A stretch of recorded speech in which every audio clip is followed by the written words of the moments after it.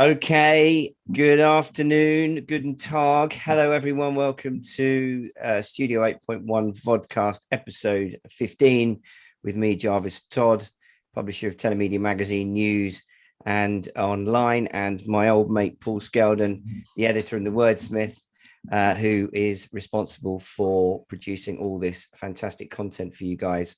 And what we do every 2 weeks is we get together for a catch up, and we just have a quick run through some of the most interesting tales that Paul has been writing about and news that's come from the industry. So, hello, mate. How are you? Not too bad. Not too bad. Recovering from the COVID. 2 years after the lockdown, it found me. Yeah, but, yeah. Back on my feet. Back on the news. Apologies if I do cough during the podcast. But we'll try not to. Who isn't these days? I should also say that this is the first Studio 8.1 that we've recorded since our trip to the proper Mobile World Congress, which is about 4 weeks ago, where we also launched a very successful networking event called Live 8.1. And I think a number of the themes that come out of today's podcast will be referencing a lot of the talking points that came out of that particular event. Am I right? They will indeed, yes. There was a lot of talk at that event around messaging and CPaaS, among other things. And today we're, drilling down into a few things that have happened subsequent to the 8.1 that I think highlight some of the points that were made during the show. Indeed. Well, let me talk you through what we're going to be talking about. Two main sections. First couple of stories all about messaging and the way that consumers are changing the ways that they are wanting to communicate with brands and vendors and retailers and service providers. We're then going to, that leads us inevitably, I suppose, into CPaaS. It does not seem to be a subject that we can get away from. It seems to be the hottest topic, and it just seems to be getting hotter and hotter. And I don't really think you can sort of even talk about messaging without talking about CPaaS now. And we've got three stories from which cover how a company called Redeye have introduced CPaaS into their marketing mix along with Infobip. We're going to be hearing a little bit about what Cinch are up to with regards to working with Oracle. And we're also going to be talking about SIM-only network Smarty, who have teamed up with IMI to enhance their engagement offerings using CPaaS and RCS. So without further ado, let's crack on, because I know that you and I have both got other things to do this afternoon, and we do want to try and keep this to 20 short minutes. So Absolutely. The first story of the day, consumers prefer mobile to email for marketing communications, a study finds. I don't think it's that surprising. We've been seeing, in fact, it's sort of surprising that that's even needs to be said. But anyway, the data has come from MoEngage, which is a personalization plus checkout report from their, personalization plus checkout report. And it reads, mobile has risen up the ranks during the course of the pandemic to take the top spot over email as European shoppers preferred choice of communications from brands and retailers during their omni-channel buying journeys. I would just say that I think it's very interesting because I think if you asked any shopper, or if you told any shopper that they were currently engaged in an omni-channel buying journey, they might actually be quite surprised to hear that. Anyway, talk us through what came out of this personalization pulse check report, please. Well, yes. Well, as you say, it sounds like it should come as no surprise, but actually, if you look at the numbers, it is quite surprising. I think possibly you and I and all the people we know all work in this industry, so we're all sort of much more mobile centric. But essentially, pre-pandemic, when MoEngage looked at how consumers like to be engaged and contacted by brands, they found that 32%. So a third basically ranked email as their preferred choice. Post-pandemic, 2 years later, that's dropped to 20%, and mobile has risen by 9 percentage points to 22% of people. So it's still just about a quarter of people, it's their preferred one, but it's the biggest of all the various different ways in which people want to be engaged. And I think it's just another demonstration of how the sort of mainstream real world with real people are now focused on their mobiles. They want to be contacted through their mobile. Now that does mean like all the different ways you can do that. So it is SMS, it is MMS, it is going to be push messages, it's going to be them using WhatsApp, it's going to be all of those things. And I think it also sort of ties in neatly with a lot of the things that were talked about at our live 8.1 event around messaging and RCS. There's a load of videos up on our site that people can go and get it from the horse's mouths. But potentially the messaging industry could be worth sort of, well, you could say $1 trillion by 2030. More likely 500 billion, so half of that. But still, it could be a massive industry because of this change in consumer habits towards wanting everything pinged to them on their mobile through their channel of choice, which will lead us shortly to our next sort of story, which is about CPaaS.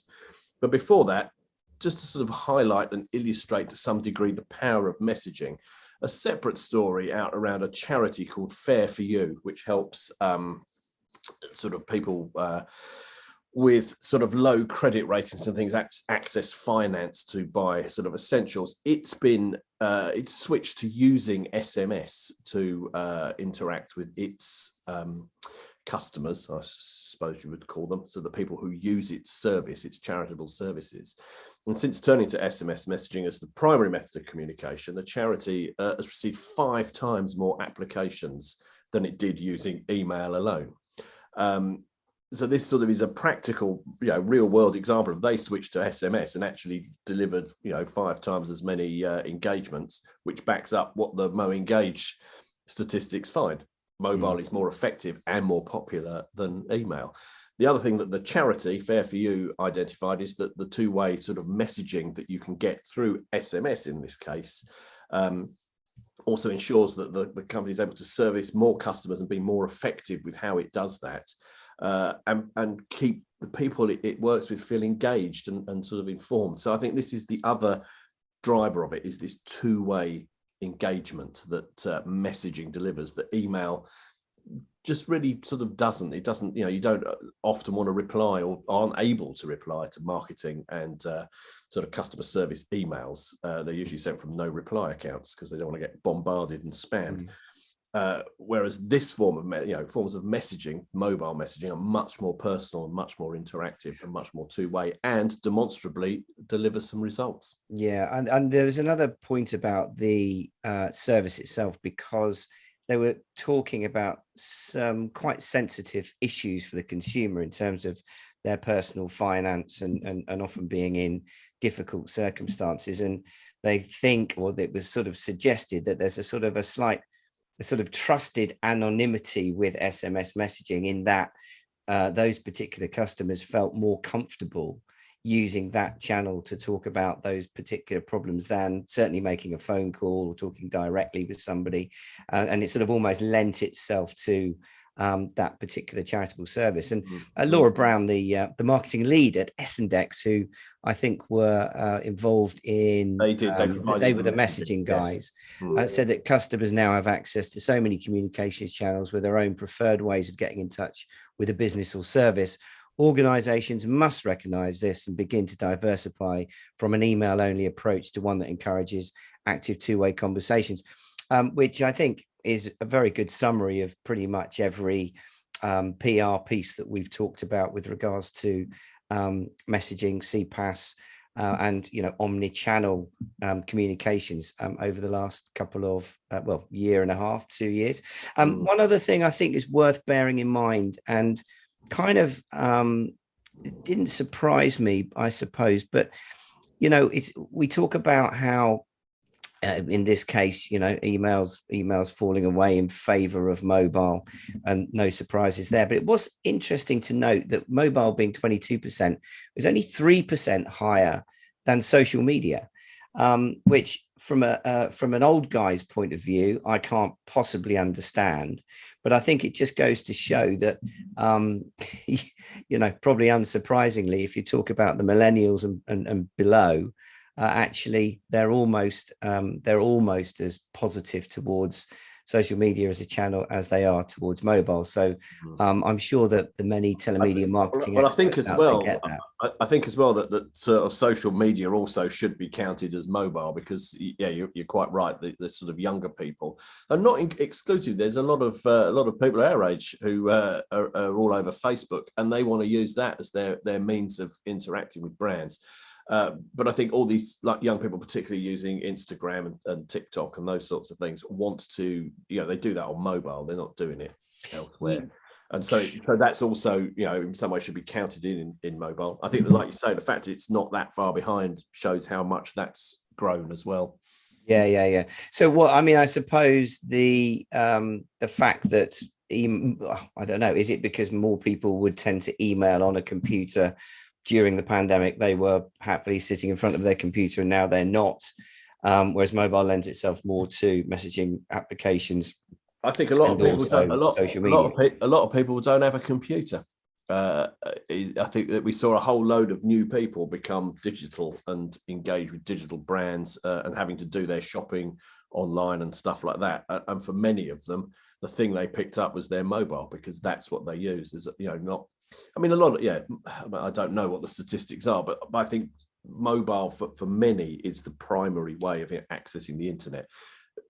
For people like us who use computers as part of our work, it might not be quite such a split, but I think for many people who don't have that sort of computer-based working life, mobile is their way in, and social media is what they do on mobile and messaging, and that's why they turned to all these things to contact brands, which is what brands need to do, which does bring us neatly to the rise of CPaaS. Yeah, I mean, we're a little bit. You can tell we're a little bit out of practice, because you keep stealing my bits. I do. I'm so sorry. You've done it twice. You've done it twice now. Don't let it happen again. I won't. Otherwise, we're drafting in Nick Lane for the next one. Well, I was just going to say that people will turn off in droves, mate. Exactly. One of the continued secrets to telemedia has always been to be able to deliver content and sell to people wherever and whenever they demand it, irrespective of location or device. And so I suppose this whole ethos of CPaaS and omnichannel communications, be it for messaging, marketing, or commerce, is the reason why all roads seem to lead to CPaaS at the moment, which brings us on to our next story. Which reads, Redeye and Infobip join forces to deliver best-in-class CPaaS-based messaging campaigns, AI-driven marketing platform, and here we go. First bugbear of the year, a MarTech company.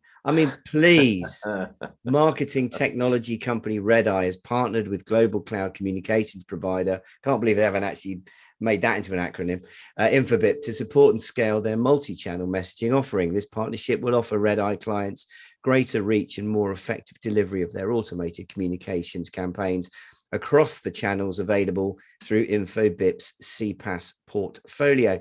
And they also then, unfortunately, talk about SaaS as well, which is software as a solution for those of you who don't know. So acronym alert. I got very annoyed at this story, so you better take over now. Okay. Well, it's part of a run of a couple of stories, because the other one about Cinch as well, working careful, they're sort of tied together. But no, I don't want to tread on any toes.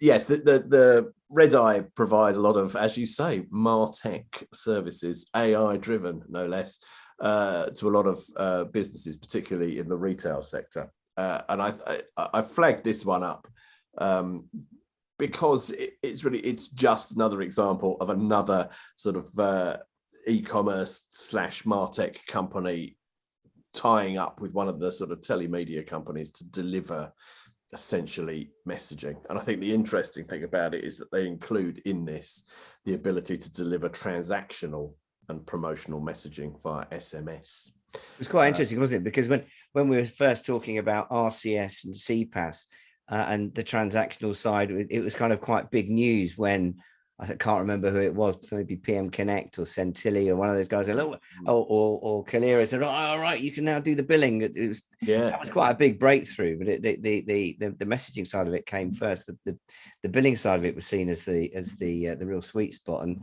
very quickly that was taken care of. Absolutely, and it's just growing. And I think as we get more of these sort of tie-ups between companies like Infobip and these sort of platforms that service sort of big blue chip organizations, you're going to see more of it, because these large organizations need to very rapidly add all these communications channels like SMS and WhatsApp, and as the Red Eye Infobip story also goes on to, that they're getting themselves ready for RCS as well. Because they know these are the ways that all those consumers we talked about in the previous stories are going to want to interact with them. And I think a lot of these companies are now selling to these platforms who are selling to the blue chip companies the idea that you don't have to just reach out and message them. You can actually get them to buy stuff directly from those messages, so they become transactional, which again, down the line is going to have all sorts of implications for direct carrier billing, because it's an ideal fit with making those messages transactional. Yeah, well, I mean, that leads us really brilliantly into our next story, talking of big companies doing business with telemedia / messaging companies. So well done. And it reads, Cinch launches enhanced MMS messaging. I haven't heard about that for a while. And personalization for Oracle responses. And apart from that massive deal there, they also make the Gartner Magic Quadrant, which I thought was a Harry Potter book. It turns out to be quite the opposite. And the story goes, Cinch, a global leader in cloud communications for mobile customer engagement, has expanded and enhanced rich media MMS messaging within leading marketing cloud Oracle responses. The Cinch MMS messaging app, powered by SureShot, is available today in the Oracle marketplace. It is indeed. That was available on the 11th of March. It's now very much available in the marketplace. Yes, right. Again, it's a similar story to the Red Eye Infobip one. Oracle, massive company that provides sort of cloud-based, in this case, marketing platform really to big blue chip companies, is now working with Cinch in this case to deliver rich messaging. Now it's focused on MMS, which is still a thing. It's still delivering rich content through the sort of SMS sort of carrier network, which I must admit, when it came across my desk and I was thinking, oh, that's interesting, Cinch working with Oracle. Why is it MMS? I did sort of look up MMS again as to sort of thinking, surely that's a thing of the past, but it's not. It's just rich messaging sort of in the SMS format. But not quite RCS. Not quite RCS, no. It's sort of old school messaging with pictures and graphics and stuff in it. And in some ways, it's sort of the next logical step from all those text messages you get that are just sort of text with a link in to do sort of customer service stuff. You can have pictures and stuff, which I think will get people used to the idea of what that looks like, and RCS won't be such a big leap. So again, really along very similar lines, it's a very big tech platform having to rapidly tie up with one of the smaller, more agile messaging specific providers who also provide billing, to be able to launch this to their customers, who are the sort of end user customers down the line. And I mean, it just shows that this is where it's at. Yeah, and I mean, it's funny because again, looking at it from an old bloke's point of view, and with sort of natural pushback to automation, and with the sort of ethos that these enhanced messaging channels are good for consumers and consumers like them. It was very interesting to see that Oscar Werner, the CEO of Cinch, said through CPaaS messaging, Cinch makes it possible for businesses to reach people anywhere on virtually any channel. No surprises there. With applications like ChatLayer, we make it easy. We provide an easy automated customer communication experience using AI chatbots and voice bots. So it's really interesting because I think, there was kind of in the early days, there was this idea of chatbots and voice bots kind of, nobody really kind of liking the idea of having a computer trying to do what a human being could do. But of course, if you're thinking about the sheer numbers of contacts and communications or lines of communications that big brands need to manage in any one go, of course, it has to be automated. It has to have technology behind it. And it seems to me as though we're kind of well over getting upset about computers kind of doing the chatting. It's front and center of a great service, right? And I think that, well, yeah, but pretty much any interaction you have via SMS with a brand or any other messaging channel, the first part of that is going to be with a robot. You're not talking to a person.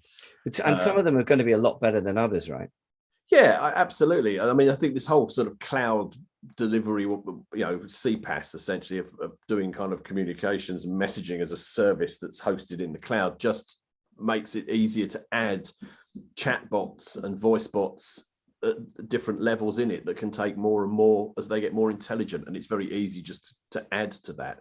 So more and more of a company's communications with its customers can be automated in this way and then directed to a real life person at the point that it needs to be. Most sort of FAQs, frequently asked questions, can probably be handled these days by a bot. Yeah, and we're all talking to bots way more than we would ever really believe.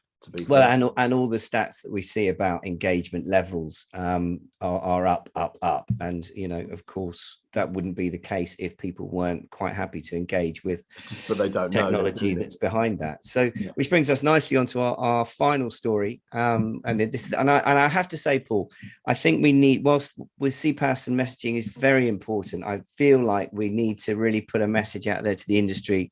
Next VODCAST, we need to be talking content, affiliate marketing.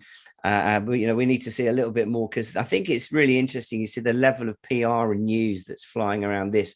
It's understandably dominating the sector, but and sort of almost eclipsing all the other stuff. So come on, people, send us some nice news about content and some good value-added services, and we'll stop banging on about CPaaS next week. But so finally, so this the last CPaaS story for a while.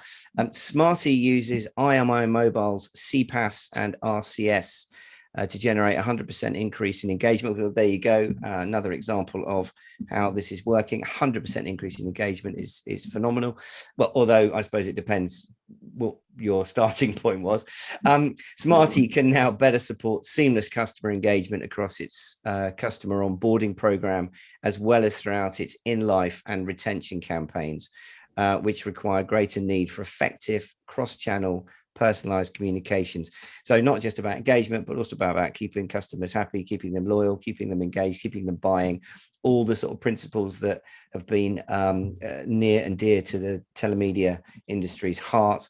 And Smarty are using this to gain a competitive advantage. So it's not just a buzzword, because if you get on board with this sort of stuff, you're going to be putting yourselves in a pretty good position with regards to your competition.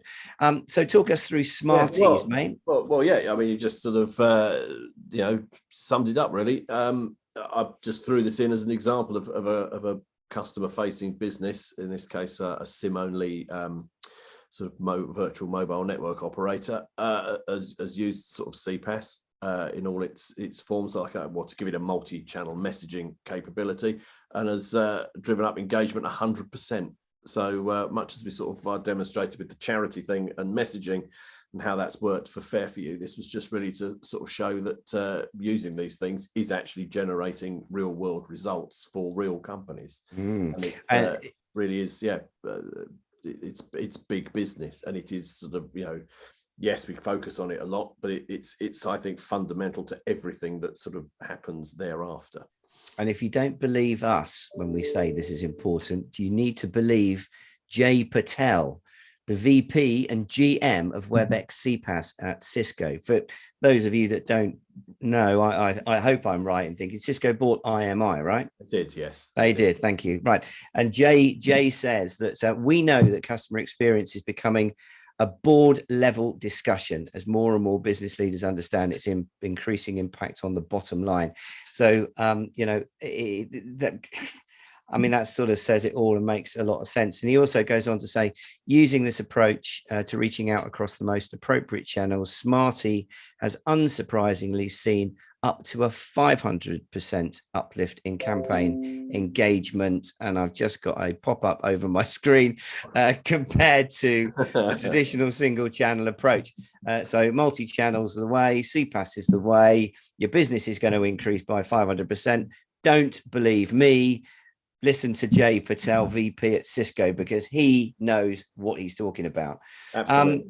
So that concludes the CPaaS messaging episode of Telemedia 8.1. Thank you, Paul, for highlighting those stories. And I'm joking. I think, we can't, going through this year, messaging CPaaS is, you could even tell now when we were in Barcelona at Telemedia 8.1, sorry, at 8.1 live, the acronym continue is now part of the narrative, the Telemedia narrative. Whereas, and I really don't think that was even the case towards the end of last year. So, there's no doubt that that we'll be covering this, and no doubt that more and more telemedia platform operators and technology companies are going to be taking a CPaaS approach, either by employing it to get to their consumers and customers, or by offering it out to merchants and brands who want to have who want to provide a better experience for their customers, keep them on board, and continue to engage and sell them lots of wonderful services, value-added services and digital content. What I'd like to ask you now, Paul, just a quick sort of elevator pitch or blue sky view of your kind of key takeaways from 8.1 Live in Barcelona, because I know you were lucky enough to sit in on an afternoon that was run by our good friends at Mobile, Nick Lane over at Mobile Squared, who in record time put together a really, really interesting afternoon dedicated to messaging and presenting some of the interesting data and analytics that they have put together over the last 6 months, right? Absolutely, yeah. And I mean, the key takeaways from that are messaging, particularly RCS and CPaaS being the sort of hot tickets. What's particularly interesting that came out of it was that there needs to be a sort of fundamental rethink now amongst network operators to how they charge for messaging, because at the moment it's a sort of commodity thing. You pay a fraction of a pence per message. It needs to be looked at differently. It needs to be looked at the value of that message. So what is it doing, and what's its value to the company that's using it, which in itself can, one, make it more affordable at one end of the spectrum for more businesses to use it, but at the other end, it makes it much more lucrative for both network operators and messaging providers, because they can price things based on what this is going to do and what it's going to deliver. And I think that's a sort of fundamental shift that's coming. I mean, messaging is a relatively small part of network operators' sort of revenues, but it won't be, as we've seen with the stories we've talked about here and what was sort of presented at the show and the people I spoke to at the show. It's everywhere, and all big major companies are now going to use these messaging channels through mobile to contact their consumers and vice versa. And that's where there's the opportunity for the commoditized mobile networks to make money by reevaluating how they monetize this. Because the other thing that we haven't talked about here, but we're going to cover in more detail in the next issue of the magazine, is that young people are sending each other voice messages. They are recording a voice message and sending that, which is going over WhatsApp, and it's going over iMessage, but it's also going as MMS across the sort of SMS network. That needs to be factored in. How's that going to work? How do you leverage that? How do you price it? So I think there's a massive rethink coming in terms of how this is is billed for, how it's charged for, and what that means for where messaging sits in its importance within the network operator community. I think as well, you mentioned content and affiliates. This sort of does play into what they do too.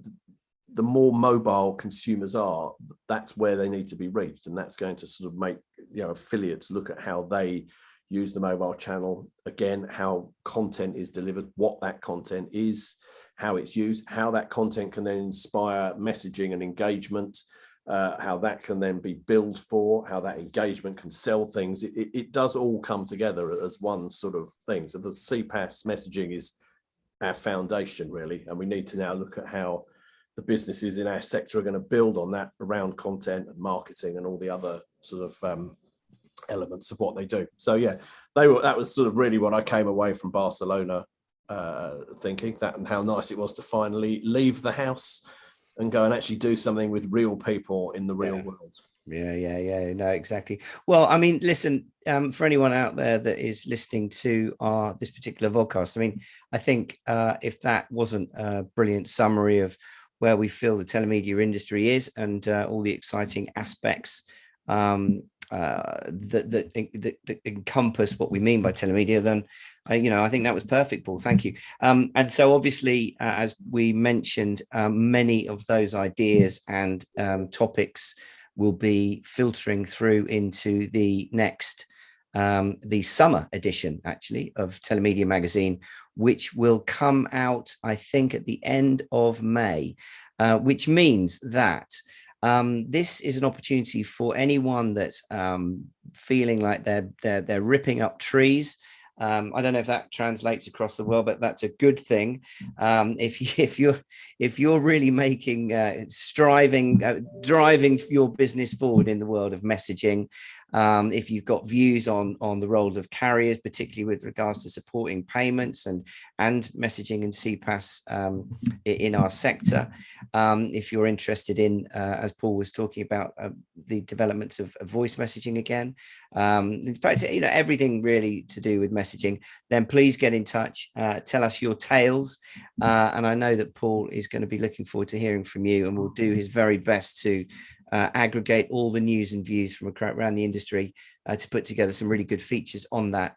Obviously, we would also like to hear about your big wins in the world of payments, all kinds of payments, not just DCB, any kind of digital payments where probably there's going to be some kind of mobile device at the end of it in some way, shape or form. But we'd really like to know about that, and where you're finding great new markets, great new applications. Obviously, there's a lot to be said about security and anti-fraud, as always. And as Paul said, I'm actually going to be taking myself off to the ClickBid event in Mexico, Tulum in Mexico. Very much looking forward to that, and very much looking forward to spending some time with the affiliate marketing community.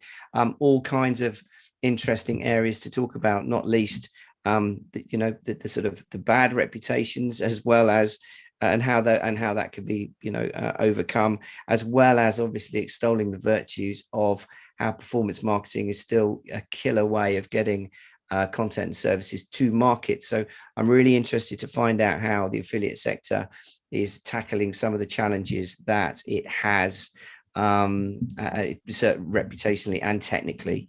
And so I'm going to be looking forward to seeing people in paradise in Mexico. Sorry, Paul, I'm flying solo for that one. But on that, I think it's really important for us to get content around performance marketing with regards to MVAS services, where you get your good traffic, how to avoid bad traffic, etc. So please get in touch if you've got any views on that side of the business as well. I'd also just finally, I don't know if Geraldine's actually going to be able to throw up a picture that was sent to us, but I just wanted to introduce you or encourage you to get your colleagues and friends to sign up for Telemedia Magazine. Just go to telemediaonline.co.uk, and I think that maybe we might have a picture of our latest reader, which was sent in to us by David Isings, which suggested that you can never start too young. That might come in the recorded version of this rather than the live version. So anyway, there it is. There it is. So thank you, David, for sending that in. As I say, you can't start them too young. Right. So listen, mate, thank you very much for that. It's a really interesting summary of messaging and CPaaS.